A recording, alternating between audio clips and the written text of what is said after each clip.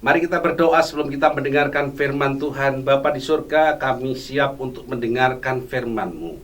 Mari berbicaralah kepada setiap hati kami dimanapun kami berada. Kiranya firman yang kami dengar akan mengubahkan kami menjadi semangat dan penghiburan buat kami. Terpujilah Engkau Tuhan, dalam nama Yesus kami berdoa. Haleluya. Amin. Bapak Ibu Saudara yang dikasih Tuhan, saya ucapkan shalom buat kita sekalian pada hari ini ketika kita berbuat bakti kepada Tuhan dimanapun kita berada. Hari ini kita akan membahas firman Tuhan yang terdapat di dalam Mazmur 34 ayat 1-23. Saya memberi tema memahami maksud Tuhan secara benar. Sebelum kita akan membahas firman Tuhan ini, mari kita akan memperhatikan konsep yang ada di dalam Mazmur 34 ayat 1-23 ini. Ketika kita membaca firman Tuhan ini, kita sedang berbicara tentang kondisi yang sedang dialami oleh Daud sebelum dia menjadi seorang raja, sebelum dia menjadi penguasa di dalam Israel. Bapak Ibu yang dikasihi Tuhan, keinginan seseorang adalah harapan yang besar untuk menjadi sukses, harapan besar untuk bahagia, harapan besar untuk melihat sesuatu rencana Tuhan dalam hidupnya yang menuju kepada kebahagiaan. Namun, kadang ada sesuatu yang berbeda di dalam kehidupan itu, yaitu keinginan kita tidak sesuai dengan apa yang menjadi harapan kita. Nah, oleh sebab itu mari kita akan belajar firman Tuhan ini secara menyeluruh. Kita akan pelajari di dalam Mazmur 34 ini apa maksudnya memahami maksud Tuhan secara benar. Mari kita perhatikan firman Tuhan dari Mazmur pasal 34 ayat 1 sampai yang ke-6.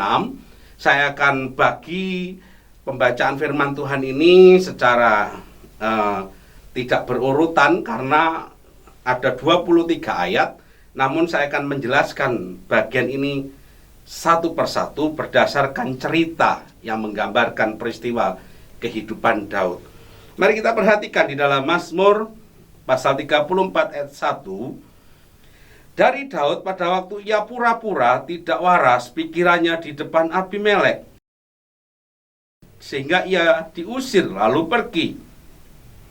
Ayat 2 mengatakan seperti ini: Aku hendak memuji Tuhan pada segala waktu, puji-pujian kepadanya tetap di dalam mulutku. Karena Tuhan jiwaku bermegah. Biarlah orang-orang yang rendah hati mendengarnya dan bersukacita. Muliakanlah Tuhan bersama-sama dengan aku. Marilah kita bersama-sama masyurkan namanya. Aku telah mencari Tuhan, lalu ia menjawab aku dan melepaskan aku dari segala kegentaranku. Tunjukkanlah pandangmu kepadanya, maka mukamu akan berseri-seri dan tidak akan malu tersipu-sipu.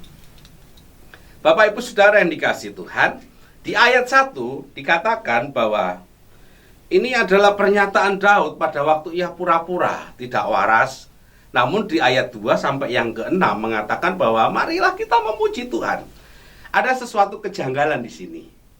Ada sesuatu yang aneh dari pribadi orang ini ketika dia dalam kondisi yang begitu terpuruk karena intimidasi, karena persoalan yang sedang dihadapi, dikejar-kejar oleh Saul.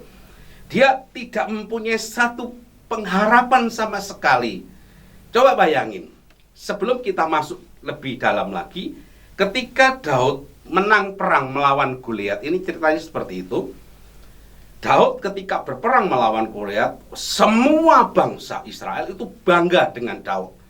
Bahkan ada tari-tarian, ada sorak-sorai yang terjadi di pinggir jalan bahwa Daud bisa mengalahkan berlaksa-laksa banyak tentara, tetapi Saul enggak, hanya cuma beribu-ribu dan sebagainya. Artinya dari nyanyian itu Saul merasa dilecehkan, Saul merasa direndahkan karena dia seorang raja, kenapa tidak dipuji? Justru yang dipuji adalah Daud lah. Itulah terjadi kemarahan, sesuatu yang memuncak dalam diri Saul, sehingga dia berikhtiar untuk membunuh Daud supaya tidak jadi raja. Dia adalah pesaing yang membahayakan menurut Saul. Makanya nanti kalau Bapak Ibu baca dalam kitab 1 Samuel pasal 19 sampai yang ke-23, di situ dikisahkan bahwa Daud dikejar-kejar Saul dimanapun dia berada. Nah, makanya dia mengatakan bahwa dia seperti orang gila. Bahkan pada akhir, di dalam perjalanan di mana dia bertemu dengan Abimelek, dia berpura-pura gila. Karena apa? Dia tinggal di daerah Nob, di mana Goliat pada waktu itu adalah sebagai pahlawan, kebanggaan orang-orang Nob di situ, orang-orang Gad.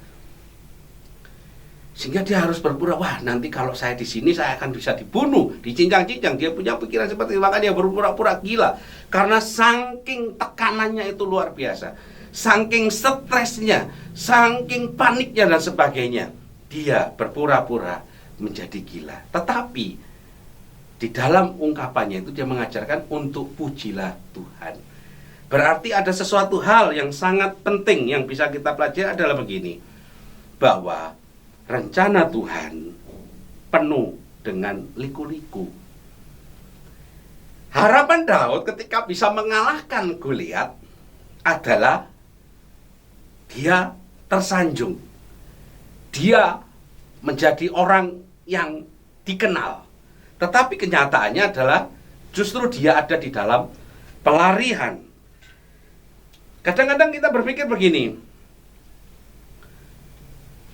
apa yang kita inginkan, cita-cita apa yang kita harapkan, masa depan apa yang kita ingin capai, itu kadang-kadang kita berbanding terbalik dengan kenyataan. Sampai kita mengatakan begini, kenapa ya Tuhan, kok tidak sampai kepada tujuan? Nah, hal inilah juga yang dialami oleh Daud. Ketika dia menang perang, ketika semua daerah, semua bangsa, semua kota menyanjung dia karena kemenangan, kegagahan melawan Goliat, justru dia akan menghadapi situasi yang terburuk dalam dirinya, yaitu dikejar-kejar oleh Saul. Dia belajar begini, bahwa rencana Tuhan itu penuh dengan liku-liku. Banyak rahasia yang tidak dipahami. Makanya yang dilakukan oleh Daud adalah memuji. Yang dilakukan Daud adalah meninggikan dia. Dia mengajarkan, hai semua orang, belajarlah daripada aku. Mungkin dia bisa berkata begitu. Ketika engkau sedang punya harapan tidak sampai, tetap pujilah Tuhan. Bapak Ibu Saudara yang dikasih Tuhan, mungkin hari-hari ini nih, di tengah-tengah COVID-19 ini yang begitu menggila, merajalela di mana-mana, bahkan keluarga kita menjadi korban. Padahal kita punya impian dengan suami kita, punya impian dengan istri kita, punya impian dengan orang tua kita, dengan anak kita. Namun Tuhan ambil. Mungkin kita protes. Mungkin kita marah dengan Tuhan. Mungkin kita merasa kesal. Kenapa bisa terjadi seperti itu? Ingat, rencana Tuhan itu penuh dengan liku-liku yang tidak bisa kita pahami. Mungkin kita hari-hari ini merasa, Tuhan kok aku dibawa kepada situasi saya belum siap. Saya belum punya keputusan untuk melangkah apa. Akhirnya menulis di status, doakan saya, tolonglah saya, bantu saya untuk bisa menjalani hidup ini. Karena belum siap dan sebagainya. Bahkan pekerjaan mengalami penurunan dan sebagainya. Padahal kita punya impian. Kita yang masuk dalam keluarga baru, nanti beli rumah, beli mobil dan sebagainya. Tapi kenyataan pekerjaan nyungsep. Tidak ada sesuatu yang bisa diharapkan. Kita protes dengan Tuhan. Tuhan, kenapa bisa terjadi seperti ini? Tapi mari kita lihat perjalanannya. Apa yang bisa kita temukan lagi? Mari kita lihat di dalam ayat yang ke-18 sampai ayat 18 dan 20 mengatakan begini. Apabila orang-orang benar itu berseru-seru, maka Tuhan mendengarkan dan melepaskan mereka dari segala kesesakannya. Kemalangan orang benar banyak, tetapi Tuhan melepaskan dia dari semuanya itu. Yang kedua yang bisa kita pelajari adalah begini. Impian tidak sesuai dengan harapan. Kadang-kadang begini, hadiah yang Tuhan berikan selalu penuh dengan kejutan.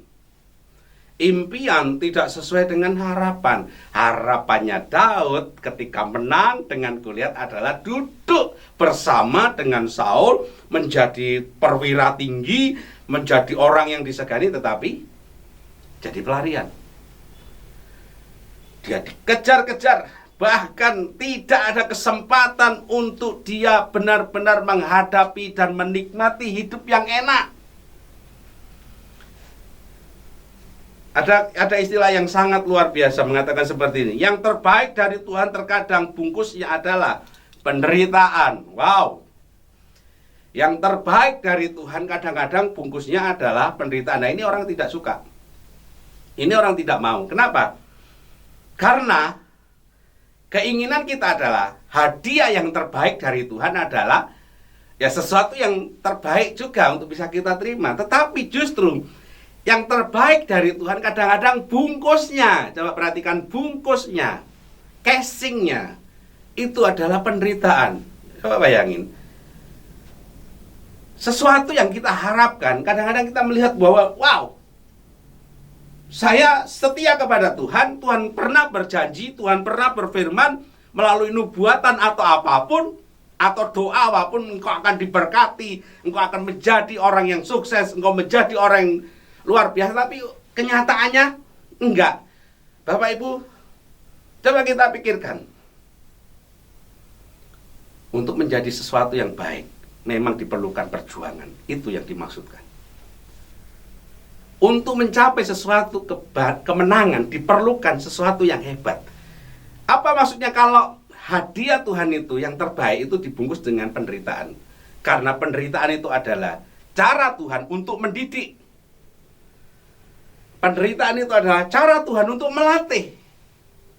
Penderitaan adalah cara Tuhan untuk menaikkan level kita, supaya kita semakin bijak, supaya kita semakin mengerti Tuhan secara benar, supaya kita memahami rencana Tuhan secara menyeluruh, sehingga kita punya konsep yang benar tentang Tuhan.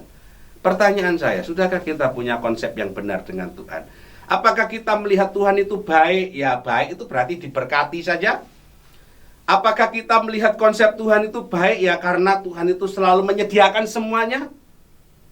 Ya, memang kadang-kadang seperti itu. Tapi kadang-kadang apa yang terbaik yang diberikan Tuhan kadang-kadang dibungkus dengan penderitaan, supaya kita itu bisa melihat apa maksud Tuhan semuanya. Mungkin Daud juga kesel. Harusnya aku menjadi orang yang hebat di tengah-tengah rakyat dan aku disanjung.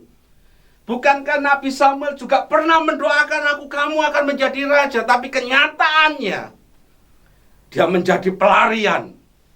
Dia menjadi orang yang dikejar. Dia mengalami kebingungan dalam hidupnya. Karena belum selesai dramanya. Itu hanya di pembukaan. Mari kita juga belajar dari tokoh yang lain, namanya Yusuf. Impian Yusuf adalah menjadi pemimpin.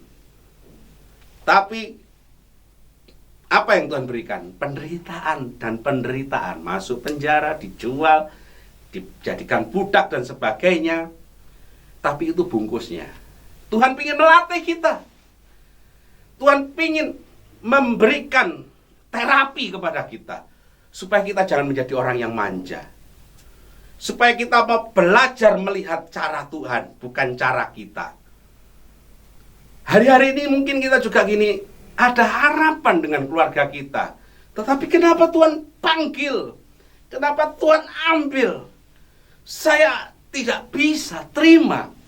Kita nggak tahu Tuhan punya maksud apa dengan semuanya itu. Impian tidak sesuai dengan harapan. Karena apa? Rencanamu bukan rencananya. Setiap kehendakmu bukan kehendak Dia. Mungkin menurut kita itu baik, tapi belum tentu menurut Tuhan baik. Mungkin menurut Tuhan baik, tapi belum tentu buat kita baik. Kenapa? Karena kita perlu menyelaraskan, menyesuaikan dengan cara Tuhan. Yang ketiga yang bisa kita pelajari adalah, mari kita lihat di dalam ayat yang ke-19. Maaf, ayat yang ke-7 sampai ya ke-9. Orang yang tertindas ini berseru dan Tuhan mendengar. Ia menyelamatkan dia dari segala kesesakannya. Malaikat Tuhan berkemah di sekeliling orang-orang yang takut akan dia, lalu meluputkan mereka. Kecaplah dan lihatlah betapa baiknya Tuhan itu. Berbahagialah orang yang berlindung padanya. Gagasan apa yang ingin kita pelajari? Yang bisa kita pelajari adalah gini: merasakan baru melihat. Kenapa Daud menuliskan gini? Kecaplah dan lihatlah. Bapak Ibu Saudara yang dikasihi Tuhan, mengecap, kenapa tidak melihat dulu? Orang itu lebih suka melihat baru merasakan. Seperti pada waktu kita pergi ke suatu tempat makan, itu kan ada gambar-gambarnya bagus sekali. Kita melihat, wah ini pasti makanan itu enak. Ketika ada sponsor atau promo, gambar-gambar itu begitu menyejukkan, rasanya enak banget. Tapi kita hanya melihat, tidak pernah merasakan. Tapi firman Tuhan mengajarkan apa? Rasakan dulu, kecaplah, makan dulu, nikmati, kunyah. Nah, baru kita bisa merasakan. Karena banyak gambar yang bagus tapi rasanya tidak enak. Kemasannya bagus tapi taste-nya, rasanya tidak enak. Daud mengajarkan, kecaplah dan lihat. Kecap baru melihat. Artinya dia mau merasakan terlebih dahulu. Ternyata pelajaran yang bisa diambil dari kisah ini adalah begini: segala penderitaan yang kualami, segala kesusahan yang kualami, segala kekecewaan yang kualami, itu adalah sesuatu yang baik. Itu adalah sesuatu yang baik bagiku. Itu vitamin dalam hidupku. Itu adalah bagaimana aku bergantung kepada Tuhan. Itu bagaimana aku mulai berserah kepada Tuhan. Dia mulai melihat, wah jebulnya, bahasa Jawanya seperti itu. Oh, ternyata Tuhan itu penuh dengan sesuatu yang indah ternyata. Kadang-kadang kita kalau pergi ke suatu gunung ya untuk mencari air terjun, saya yakin kita kita jarang menemukan jalan yang enak. Kita jarang menemukan tempat yang enak. Kenapa? Selalu jalannya itu liku-liku, penuh dengan terjal. Tetapi ketika kita melihat air terjunnya, kita bisa berkata, wow, indahnya. Sesuatu yang indah. Baru kita mengatakan, jebule tempat yang seperti ini itu harus kita tempuh. Dan hasilnya kita bisa melihat keindahan. Saudara-saudara yang dikasihi Tuhan, percayalah, ketika kita mengecap, ketika kita mulai menikmati segala sesuatu kejadian yang kita alami, yang menyenangkan atau yang tidak, kita baru terbuka pikiran kita. Daud menyampaikan, pikiranmu mulai terbuka tentang Tuhan. Sekarang pertanyaan saya, sudahkah engkau punya gambaran tentang Tuhan yang benar dalam hidupmu? Apakah kita punya gambaran Tuhan itu baik dan baik saja ketika diberkati? Atau justru ketika kita menghadapi situasi yang kurang baik dalam hidup keluarga kita, itu juga yang terbaik yang Tuhan berikan kepada kita? Tergantung bagaimana kita melihat cara Tuhan bekerja. Mari kita juga melihat apa yang pemazmur sampaikan. Mari kita lihat ayat yang ke-19. Tuhan itu dekat kepada orang yang patah hati, dan ia menyelamatkan orang-orang yang remuk jiwanya. Apa yang bisa kita pelajari? Yang kita pelajari adalah belajar menerima. Yang tadi kita mulai mengerti, mengecap, baru merasakan, dia mulai sekarang belajar menerima. Daud tidak protes. Dia tidak marah. Makanya dikatakan Tuhan itu dekat dengan orang yang patah hati, bukan orang yang sakit hati. Apa bedanya? Patah hati sama sakit hati. Orang patah hati, saya menuliskan yang terambil dari KKBI. Patah hati adalah metafora umum yang digunakan untuk menjelaskan sakit emosional atau penderitaan mendalam yang dirasakan seseorang setelah kehilangan orang yang dicintai melalui kematian, perceraian, putus hubungan, terpisahkan secara fisik, atau penolakan cinta. Jadi bukan kekerasan secara fisik sehingga hati kita, pikiran kita mengolah secara jahat. Ini yang dimaksud adalah orang yang merasa aku yang nggak salah, tapi dia bisa menerima. Itu orang yang patah hati, bukan orang yang sakit hati. Kenapa Daud menuliskan orang yang patah hati? Coba perhatikan Bapak Ibu Saudara. Dia dikejar-kejar dikejar-kejar Saul. Dia mau dibunuh. Dia harusnya punya perasaan dendam. Dia harusnya punya perasaan untuk membalas. Tapi dia tidak lakukan. Daud tidak melakukan pembalasan. Tetapi yang dia lakukan adalah pengampunan. Buktinya apa? Ketika dia punya kesempatan untuk membunuh Saul, ketika Saul sedang buang air besar, dia tidak menancapkan pedang, dia tidak menebas leher Saul, tetapi dia mengatakan, aku tidak mau menyentuh orang yang diurapi Tuhan. Daud mengajarkan kepada kita belajar menerima, tidak protes dengan apa yang Tuhan kerjakan, tidak protes dengan apa yang sedang dialami. Dia tidak kecewa dengan apa yang dia sedang hadapi. Dia tidak marah dengan apa yang dia sedang melihat. Tetapi dia belajar menerima. Dia belajar menyelesaikan urusan dengan dirinya sendiri. Dia belajar menyelesaikan pengampunan dengan orang yang melukai dia. Mungkin kita kecewa dengan Tuhan karena keluarga yang kita cintai, keluarga yang kita kasih. Tiba-tiba Tuhan ambil, kita merasa, Tuhan kenapa kau lakukan? Aku setia kepadamu, dia pelayanan. Kenapa matinya dengan cara seperti ini? Kita tidak terima. Kita protes. Mari kita belajar untuk menerima. Kita belajar justru Tuhan, istilahnya semeleh di hadapan Tuhan, menyerah di hadapan Tuhan. Karena Tuhan ingin melihat hati kita. Daud mengajarkan untuk menerima.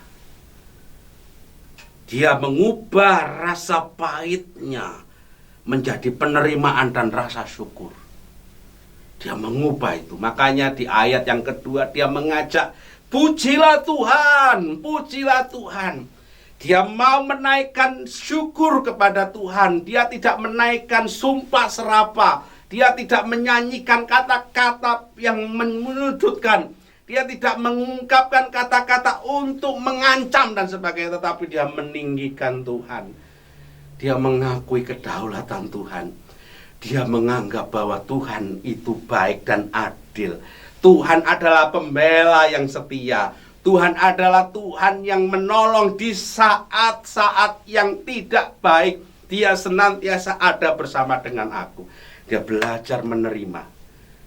Dia tidak belajar membalas. Dia tidak hidup dalam dendam. Dia tidak hidup dalam kekecewaan. Mari kita belajar dalam hal ini. Yang terakhir yang bisa kita pelajari adalah tidak ada yang salah dengan rencana Tuhan. Tidak ada yang salah dengan rencana Tuhan. Mari kita lihat di dalam ayat 21 sampai 23. Ia melindungi segala tulang-tulangnya, tidak satu pun yang patah. Kemalangan orang Kemalangan akan mematahkan orang fasik, mematikan orang fasik, dan siapa yang membenci orang benar akan menanggung hukuman. Tuhan membebaskan jiwa hamba-hambanya, dan semua orang yang berlindung padanya tidak akan menanggung hukuman. Dia sadar betul bahwa tidak ada yang salah dengan apa yang Tuhan kerjakan. Tuhan itu bisa melihat lebih jauh kehidupan kita. Mungkin kita hari ini merasa gelisah, mungkin kita merasa bingung bagaimana dengan anak-anakku, bagaimana dengan kehidupanku, bagaimana dengan masa depanku, bagaimana dengan masa depan anak-anakku. Tuhan sudah melihat lebih jauh. Prinsipnya adalah apa? Carilah Tuhan, setialah kepada Tuhan, andalkanlah Tuhan, cintailah Tuhan lebih dan lebih lagi. Tidak hidup di dalam kepahitan, tidak hidup dalam kekecewaan dengan Tuhan, tetapi belajar mencintai Tuhan. Daud mengajarkan kepada kita ada rencana yang terbaik yang Tuhan sediakan dalam hidup kita. Tidak ada yang salah dengan rencana Tuhan. Kita nggak bisa melihat hari ini. Mungkin yang ada dalam pikiran kita adalah ketakutan dan ketakutan. Mungkin yang ada dalam diri kita adalah kewas-wasan. Kita merasa bahwa nggak tahu harus berbuat apa. Tapi percayalah, Tuhan tidak akan pernah tinggal diam. Gusti mboten sare, orang bilang seperti itu. Tuhan akan menuntun langkah kita. Tuhan akan membawa kita, dan kita akan mengerti betapa baiknya Tuhan itu. Dia akan berjalan bersama dengan kita. Dia akan senantiasa melihat hari depan kita dengan sungguh indahnya. Tidak ada rencana Tuhan yang salah dalam diri kita. Apapun yang terjadi dalam diri kita, tidak ada yang salah dengan rencana Tuhan. Tidak ada yang gagal dengan rencana Tuhan. Bagian kita adalah dekatlah dengan Dia, carilah Dia, setialah kepadanya, dan percayalah, Tuhan ada bersama denganmu. Bapak Ibu yang dikasihi Tuhan, Daud mengajarkan kita melalui Mazmur 34 ini bahwa Tuhan sungguh indah dalam diri kita. Mari kita mau belajar memahami maksud Tuhan secara benar, secara menyeluruh dalam diri kita. Terutama kita yang hari-hari ini menghadapi musibah ini. Percayalah, rencana Tuhan itu penuh dengan lika-liku. Kadang-kadang impian yang kita harapkan tidak sesuai dengan kenyataan. Kadang-kadang kita harus belajar mengecap, harus belajar merasakan terlebih dahulu baru melihat. Bukan melihat baru mengecap. Kita belajar menerima kenyataan. Dan sadarlah, tidak ada rencana Tuhan yang salah dalam hidup kita. Kiranya Tuhan memberkati kita, tetap semangat, maju bersama dengan Tuhan, setia kepada Tuhan. Carilah Tuhan di tengah-tengah badai seperti ini. Carilah Tuhan di tengah-tengah gelombang yang besar ini, di tengah-tengah tsunami COVID ini. Carilah Tuhan, jangan menghindar. Meskipun ibadah secara online, carilah Tuhan di rumah-rumah. Temuilah Tuhan, berserulah, berdoalah, memohonlah kepada Tuhan.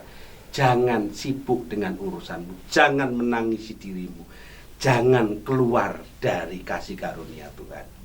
Kiranya Tuhan memberkati kita. Mari kita berdoa.